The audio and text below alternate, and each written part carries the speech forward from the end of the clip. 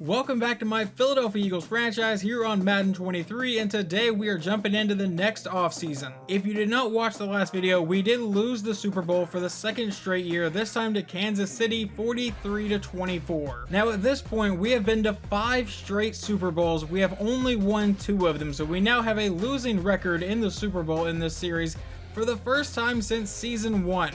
But we're going to put this season behind us and try to build on this team. I think this could be a pretty important offseason. This is the last offseason before I have to pay quarterback Glenn McCutcheon. We did get 2 new injuries during the Super Bowl, left guard Landon Dickerson and wide receiver Devontae Smith. Obviously, both of those should be good to go by the start of next season though. We can jump into season stats now, starting with quarterback Glenn McCutcheon, who had a terrific season. Almost 5,800 yards, breaking the record for passing yards in a season, 49 touchdowns, and a career low 11 interceptions. So obviously quarterback Glenn McCutcheon took a major step forward this past year, and I was really excited to see that. I've been waiting for him to do that, and this was by far the best year of his career. Running back Brian Ford got his second straight year of being the #1 back and once again failed to cross 1,000 yards, getting 987 yards and only 5 touchdowns, which was a career low. So running back may be something we look at here in the offseason. Brian Ford with only 5 touchdowns, Ramondre Stevenson with only 5 touchdowns. So we may look to move on from Brian Ford, but as of right now, he is still going to be our starting running back. At wide receiver, we had 2 players go over 100 receptions. A.J. Brown got 111 and 1,400 yards and 15 touchdowns. Devontae Smith with 101 catches, 1,200 yards and 9 touchdowns. Christian Watson got 1,200 yards and 9 touchdowns. Dallas Goedert, in maybe his last year with the Eagles, 830 yards and 9 touchdowns. Christian Peck caught 3, Brian Ford got 2, Caleb Lacey got 2, and backup tight end Teddy Austin caught 1. Now over on defense, Kaiser White led the team in tackles with 108 this season, but second place was Nakobe Dean with 101. Tackles for loss is going to go to Spencer Hilton, the rookie defensive end. You got to love to see that. And then in sacks, Josh Sweat got 12, Thomas Daniels with 10.5, Spencer Hilton with 7, Jordan Davis with 6.5, David Fernandez with 4, Nakobe Dean with 1.5, Kaiser White and John Herrera both got 1, and then Jonathan Greenard and Caleb Fairley got half of 1. Seeing Greenard with only half of 1 kind of sucks, but I don't think he got a ton of playing time. And interceptions, Sean Murphy Bunting led the team with 6, Kaiser White got 5, CJ Gardner-Johnson got 3, James Conley got 3, Earl Hayden got 2, Jason Flowers got 2, and John Herrera and Caleb Farley both got 1. And kicker Jake Elliott finishes the year 24 for 30, missing the same exact amount of field goals as he missed last season, but I think all of his misses just come from like super long field goals that the computer wants to try for some reason. Now we can take a look at all of the league leaders from this past season. Glenn McCutcheon leads the league in passing yards with 5,700, nearly 5,800. And then Nick Perry, the young quarterback for the Bears, throws 5,300. Donnell Roth throws 51. Let's see how many quarterbacks we had over 5,000 yards. That's 3, 4, 5, 6, 7 quarterbacks, 8 quarterbacks over 5,000 yards. Sam Darnold was one of them. In touchdowns, Glenn McCutcheon led the league with 49, and in interceptions, that goes to Nick Perry and Calvin Hogan, the rookie quarterback for the Jaguars. He threw 20, along with Nick Perry for the Bears. Ezekiel Elliott leads the league in rushing yards with 1,800. Derrick Henry comes in with 1,700 in Arizona. In touchdowns, that also goes to Zeke with 23 of them. Jonathan Taylor got 20. DJ Moore in Carolina leads the league in receptions with 120, and yards it goes to Jalen Waddle with 1,700, and touchdowns also goes to Jalen Waddle. He caught 17 of them. Leading the league in tackles this season is Troy Anderson, a middle linebacker for the Raiders. In tackles for loss, that goes to Khalil Mack and Terrence Adams, a rookie in Green Bay who got 22. Sacks goes to Nick Bosa with 23, Trey Hendrickson got 17, Chase Young got 16.5, Rashawn Gary got 14.5, along with TJ Watt and Khalil Mack. What about interceptions? That goes to Logan Wilson and Byron Murphy Jr. It looks like Sean Murphy Bunting finishes tied for second. If you look near the bottom of the screen, you can see where we stand for all of the team statistics here. For offensive points per game, we were number 4. We were the #1 passing team in the league, the number 28 rushing team though. Defensive points per game, we were number 8, and then passing yards per game on defense, we were number 12, and rushing yards, we were 17. And I showed this at some point, I believe before the Super Bowl. Glenn McCutcheon did win NFL MVP, and Coach of the Year goes to Mike McCarthy. Now for all of the AFC Player Awards. Jalen Waddle is Offensive Player of the Year. Defensive Player of the Year is Logan Wilson. Offensive Rookie is a player for the Broncos. Defensive Rookie is another player for the Broncos. Best Quarterback is Terry Robinson for the Chargers. Best Running Back goes to Josh Jacobs. Best Wide Receiver goes to Jalen Waddle. Best Offensive Lineman goes to Tyler Linderbaum. And then Best D-Line goes to Trey Hendrickson. Best Linebacker goes to Khalil Mack. Best Defensive Back goes to Sauce Gardner for the Jets. And Best Kicker goes to David Simpson for the Bills. And for the NFC Player Awards, Offensive Player of the Year goes to Ezekiel Elliott. A.J. Brown was number 3. McCutcheon was number 7 apparently. Defensive Player of the Year goes to Nick Bosa. Do we have anyone on this list? We had a couple people. Kaiser White and Josh Sweat both made it at 9 and 10. Offensive Rookie of the Year, I don't think we had any rookies starting on offense, so no one's going to be here. But that goes to Hayden Porter, the quarterback for the Commanders. Defensive Rookie of the Year goes to Terrence Adams. Spencer Hilton got second here. That kind of sucks to see. John Herrera is also up here, so we made a couple really okay draft picks, I would say. Best Quarterback goes to Glenn McCutcheon. Best Running Back goes to Ezekiel Elliott. I assume our guy is not up here at all. He is not. Best Wide Receiver goes to A.J. Brown. Anyone else up here? Yes, Christian Watson actually made it. Best Offensive Lineman goes to Evan Steffa. Any of our other linemen make it here? It looks like Grant Rogan, our rookie center, made it. Best D lineman goes to Nick Bosa. I assume Josh Sweat is up here, along with Thomas Daniels. And then Best Linebacker goes to Rashawn Gary. Did we have anyone here? Yes, we did. Kaiser White gets 9. And then Best DB goes to Tyrann Mathieu. Sean Murphy-Bunting got 3. Any of our other guys here? Does not look like it. And Best Kicker goes to Evan McPherson. And it does not look like Jake Elliott made this list. And then it doesn't matter much here, but we do get a contract extension. I think I've gotten one after every single season so far, so we can go ahead and acknowledge that. It's a new 3-year contract, and we can finally advance to the offseason. Here is your 2026 season recap. You can also see that the Kansas City Chiefs Super Bowl MVP was defensive back Trent McDuffie, who got 2 pick sixes off NFL MVP Glenn McCutcheon, and then you can see all the other awards on the side of the screen again. Looking at the retirements list, there is a lot of big names here. Michael Thomas has retired, Tyrann Mathieu, Cody Whitehair, Johnny Hecker, Fletcher Cox has finally retired, Zadarius Smith, Devontae Adams, Matthew Judon, Jadeveon Clowney, Devondre Campbell, if I can say his name. Zach Ertz has retired. He was on our team. I think he was a 3rd-string tight end. Byron Jones has retired. I think he actually just retired in real life, too. Micah Hyde has retired. Gerald Everett, Khalil Mack. Derrick Henry has retired. That one kind of shocks me. He's coming off a 1,700-yard season. But now here is where the fun part begins of the offseason. We have $83.8 million in cap space, and we have 15 players that are ready to negotiate their contracts. Let's go over the contracts that are currently up. Dallas Goedert, Landon Dickerson, Kaiser White, Thomas Daniels, Caleb Farley, Jonathan Greener, James Conley, Jason Flowers, Christian Watson, Scott Eaton, Caleb Lacey, Levi Wesley, Juan Jeffries, Dom Barnett, and Marcus Mariota. So if I elected to move on from tight end Dallas Goedert, I would feel pretty confident in backup tight end Teddy Austin to take over his job, but we are going to offer Dallas Goedert a 1-year contract to try to come back, and he appreciates the offer, but he is going to test out free agency. Does not really shock me. He had pretty high interest in us though, so if I really wanted to get him back, I think I could. I am going to offer this neutral medium risk contract to Landon Dickerson. It's a 2-year deal here. And will he accept this? Yes, he will. As amazing as Kaiser White has been for us in this series, he is currently an 80 overall. He is starting to regress, as you can see here. He just lost 5 to awareness, 2 to pursuit, 2 to man coverage. We're going to withdraw our offer from Kaiser White and let him test free agency. Defensive tackle Thomas Daniels. He is 25 years old, wants a 3-year contract. He plays the other side of Jordan Davis. He is generally pretty good. He was 2nd in sacks on the team this year. We are going to offer him this 3-year contract, and he thinks free agency will be better for him in the long run. There is also Caleb Fairley sitting here. He's been on the team for a couple seasons, but for right now, we're going to go ahead and withdraw this offer and not bring him back right now. I might bring him back in free agency, but I'll be willing to bet there's someone better or even younger in free agency. Jonathan Greenard is wanting a bit too much money for me here. For a write-in that really didn't do anything all season, we're going to go ahead and withdraw from that offer as well.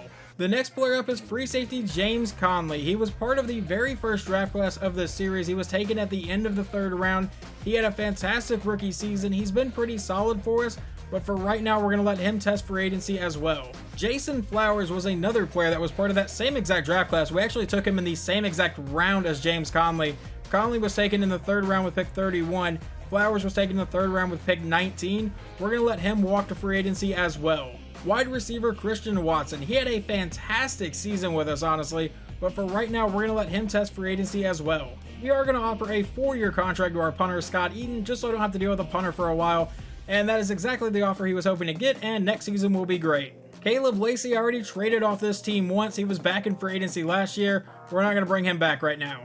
Right guard Levi Wesley. He's a 76 overall, 26 years old. We're going to offer him a bit more money and a 3-year contract to come back, and he will be signing with us. Wide receiver Juan Jeffries has been on this team for a while. I think he was one of the first undrafted rookies I brought in. He had 99 speed. He's gotten a little bit of playing time over the years, but for right now, we're going to go ahead and let him walk as well. And quarterback Dom Barnett here, he is our backup quarterback. We're going to offer him a 3-year contract to keep backing up Glenn McCutcheon, and he is excited to sign such a great offer and stay with the team. And then the last player we have a decision on, it's a pretty easy one. We are not going to be re-signing quarterback Marcus Mariota. Here is what the offense looks like heading into free agency. I would say right now we are looking for a wide receiver 3. Devontae Smith is still on the roster. He's just currently injured, so he's all the way down here. I don't think Christian Peck can be that wide receiver 3 right now, so we're going to look and see if there's anything available there. We're going to look and see if there's any available running backs that we want to get, another tight end, or possibly bring back Dallas Goedert. And I think we're fine on the entire offensive line now. Now let's take a look at the defense. I would say the main thing on the D line we need to add is another defensive tackle, as we lost Thomas Daniels, as you just saw a minute ago.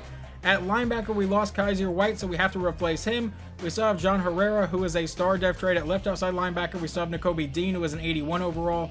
We did lose our safety in James Conley, so we may need to look at that, because Theo Norwood was a hidden depth trait, now just a normal depth trait. And then at corner, we probably need to look at people to play behind Earl Hayden and Sean Murphy-Bunting, as behind them is Oscar Newhouse, who is a 62 overall, and Dalton Aiken, who did have a pick 6 in the Super Bowl, but is a 66 overall. And going into free agency, we have $59.8 million in available cap, so let's go ahead and jump in and see who we are going to try to add to this team. Looking at the top of the free agent class is a little bit interesting now, because you have guys that have been in the league now for a while that are auto-generated, that are now like superstar or elite level, like wide receiver Earl Hart, 88 overall, 98 speed, obviously not a real guy. So this always makes these off seasons here now a lot more interesting. The first stage of free agency, nothing crazy has really happened. I've offered contracts to 4 players that were already on our team: Dallas Goedert, Thomas Daniels, Caleb Farley, and James Conley. But I did add Akeem Davis-Gaither. Honestly, he's one of the best outside linebackers available that's not going to cost like a ton of money. We can't really afford to sign anyone to a massive long-term deal because of the contract coming up with Glenn McCutcheon. But here they have all signed, and they have all signed with us. So we will keep Dallas Goedert. It is actually a 2-year contract now. Thomas Daniels for 3 years, Caleb Farley for another year, James Conley for 3 years, and Akeem Davis-Gaither on a 1-year rental. And here we do have a 5th-year option. I'm not even sure who exactly it's going to be, but I will tell you guys that that is probably going to be our entire free agent class, just because, like I said, we can't afford to offer any like long-term contracts, and there are a few people in the draft that I really like, and I believe I have 3 second-round picks, so I can still fill the holes on this team. And it looks like it is for defensive back Earl Hayden, and this guy says he barely saw the field. Not true. He's our number 2 corner. We are definitely going to extend him for that 5th-year option. We also have the 5th-year option for defensive end David Fernandez, and as of right now, we are not going to extend him just because he barely saw the field last year, and he's an 82 overall. He's behind Josh Sweat. I could play him on the other side, but as of right now, I'm not willing to make that commitment for like a $20 million contract. But now let's take a look at the top free agents and figure out where they signed. Starting with the best free agent in the class, wide receiver Earl Hart. He has signed with the New York Giants, so we will 100% have to deal with him. Not exactly what I wanted to see. I honestly thought about offering him a contract, but he wanted a ton of money. Dallas Goedert obviously signed with us. Tyquan Holmes has also signed with the Giants. Jose Fryer has signed with the Cowboys. Alright, cool, so our entire division is signing everybody. Jamel Dean is a Bengal. We got Thomas Daniels. Kenny Moore is headed to Pittsburgh. Jonah Williams is headed to Arizona. Chris Webber is headed to Seattle. Chidobe Awuzie, I think I said his name right, is headed to Baltimore. And Bryce Hall is headed to Denver. And here is the final mock draft for this year. The Giants own the number 1 pick and are expected to take quarterback Al Keys out of Louisville. We will pick all the way at 31, and we are expected to take left tackle Jason Carlson. probably not going to happen considering I do still have Jordan Mailata. Let's get the next NFL draft underway, and with the number 1 pick, the New York Giants are going to take quarterback Al Keyes out of Louisville, not really a shock.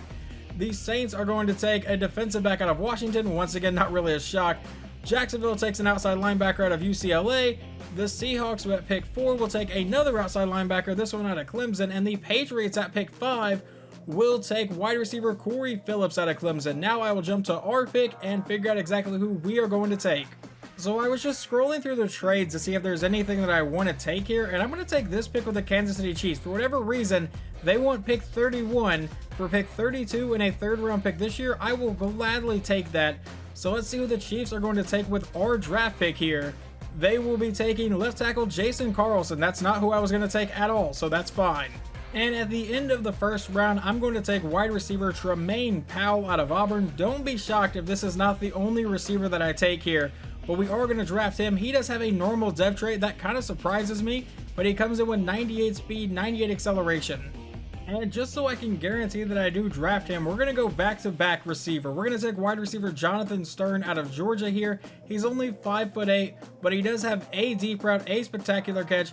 He is one of the fastest receivers in the class. We're going to go ahead and take him, and he will have a hidden dev trait. With our next pick here at pick 12 in the 2nd round, I'm going to take outside linebacker Kevin Payton.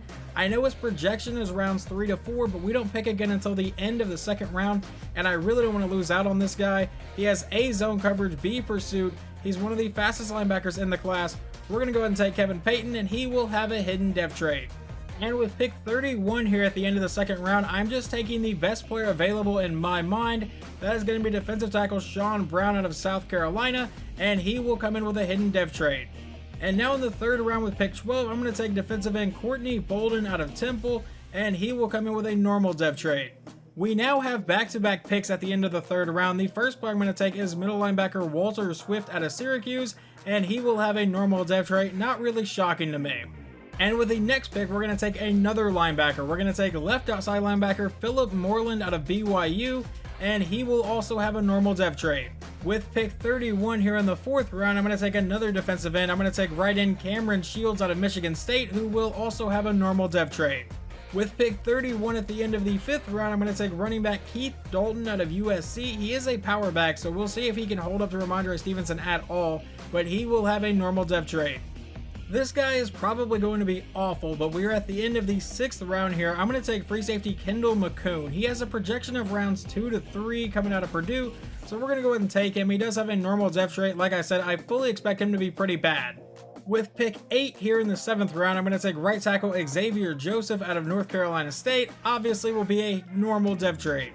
And with our last pick in the draft at pick 31 here in the 7th round, I'm going to take strong safety Sean Brown. I feel like I drafted a ton of defense here. He will come in with a normal dev trait. Now let's go over this draft class. First, we have wide receiver Tremaine Powell, who is a 75 overall, so he's still not bad.